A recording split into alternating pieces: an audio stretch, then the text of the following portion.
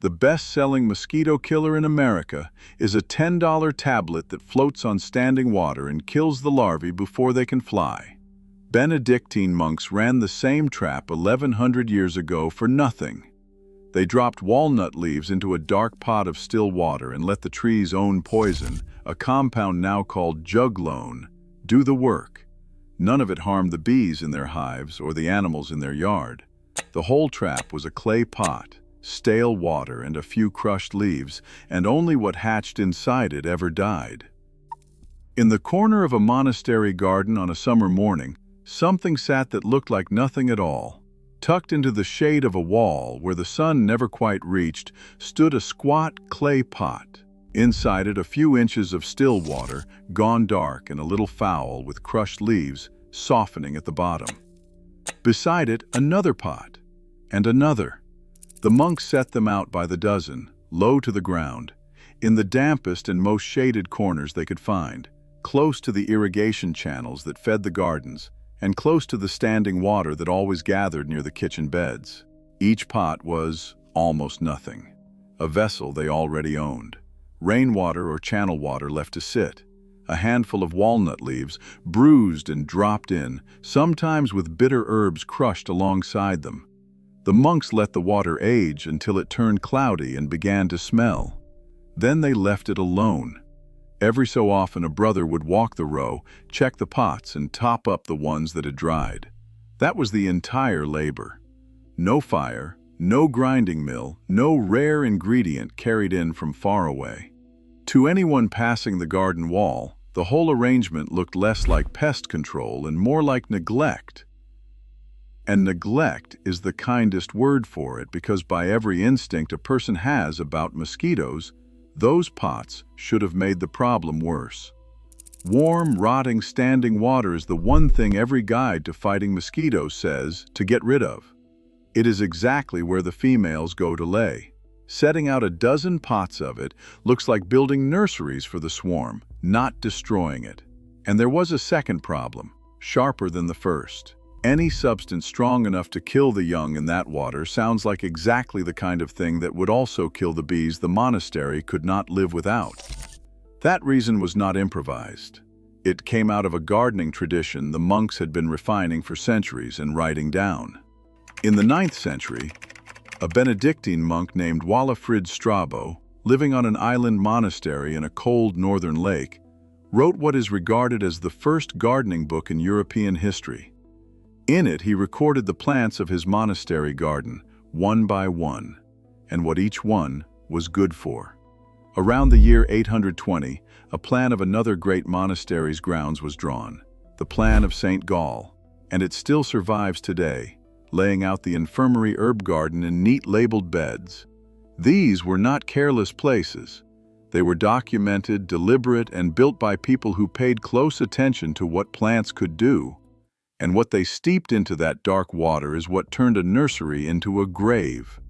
If rebuilding these forgotten monastic systems is the kind of thing worth your time, consider subscribing. Every week brings another one documented from real sources. Now, what modern chemistry found inside that walnut leaf? A female mosquito does not lay her eggs just anywhere. She hunts. She is drawn to water that is dark, warm, still, and rich with the smell of decaying plant matter, because rot promises food for the larvae that will hatch. The monks' pots were built, whether the monks used the word or not, to be the single most tempting target in the garden.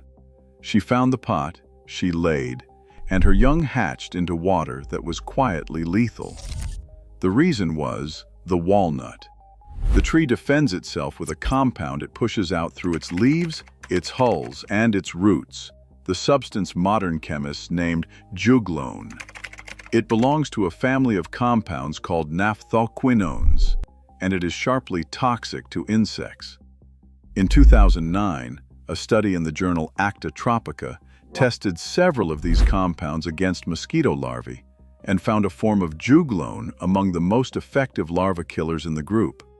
The young took it in from the water as they fed, and they died long before they ever grew wings, which raises the one question the whole design had to answer. Why did water that deadly to the larvae leave the hive alone? The answer is target and dose, not luck, and not the bees somehow knowing to keep away. The poison did its work on one specific thing, a soft-bodied, cold-blooded larva living submerged in the water, feeding and breathing in the very place the compound had leached into. A honeybee never spends a moment of its life there. The bee hatches in the wax of the hive and drinks from running water and dew far from any foul pot. A dog or a barn animal had no reason to drink from a dark vessel of rotting leaf water in a shaded corner. The lethal dose was matched to the larva and sealed inside the pot. This is the honest shape of the thing. It was never that walnut is harmless to all living creatures, because it is not. It was that a contained pot, at the strength those steeped leaves produced, killed what lived inside it and reached nothing else. The monks deepened the effect by adding another plant their gardens already grew, wormwood, a bitter herb of the old world. In 2016, research in the journal Parasitology Research documented wormwood's power against the larvae of 6 different mosquito species. And the surest sign the monks understood the system is the way it failed when it was done wrong. Selectivity was never a luxury for a monastery. These communities ran on BEES. The wax lit the candles that burned through every night service, and the honey was the only sweetener the kitchen had. A crude poison that drifted onto the hives would have cost them their light and their larder both. So a trap that killed the larvae and spared the bees was not a nicety. It was a requirement. The record of how a trap like this works also shows the ways it breaks. Filling the pot with clean water failed, because clean water gave off none of the decay a hunting female homes in on, so nothing ever came to lay. Setting the pots in open sun failed, because the females the trap depended on sought dark, sheltered water and passed the bright pots by. And emptying the pots too often failed, because it poured out the steeped leaves before they had given up their poison, resetting the trap to useless. So the preparation followed a logic, even where it was never written as a formula. The leaves were not dropped in whole. They were bruised and crushed first, the way a cook bruises a herb to release its oil, because breaking the cells let the walnut surrender its juglone into the water, instead of holding it locked inside the leaf. The water was left to steep and age, growing darker and stronger by the day.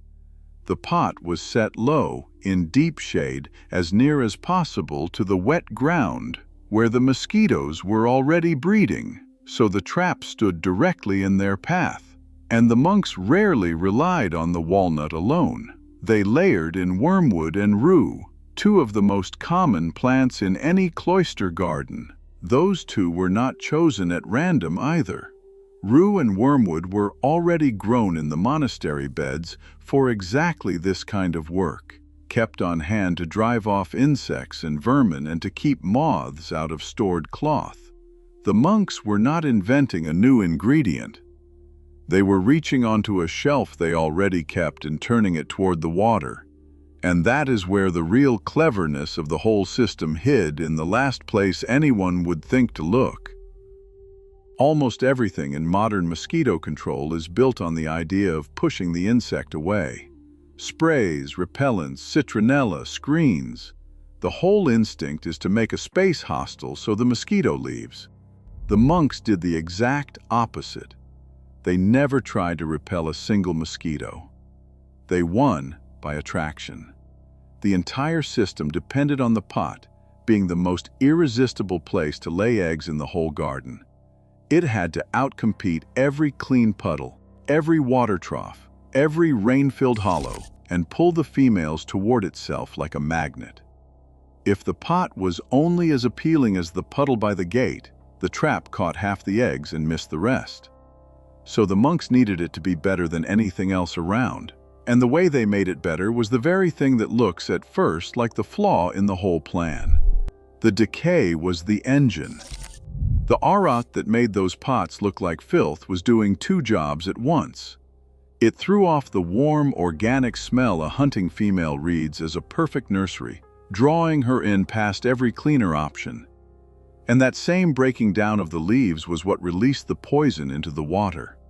The fouler the pot grew, the more powerfully it called the mosquitoes in, and the more loaded the water became to kill whatever they left behind.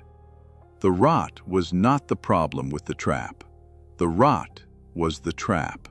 And so the one drive that defines a mosquito, the deep instinct that sends every female searching for dark, still water to carry on her line, was the exact instinct the monks turned into the end of it.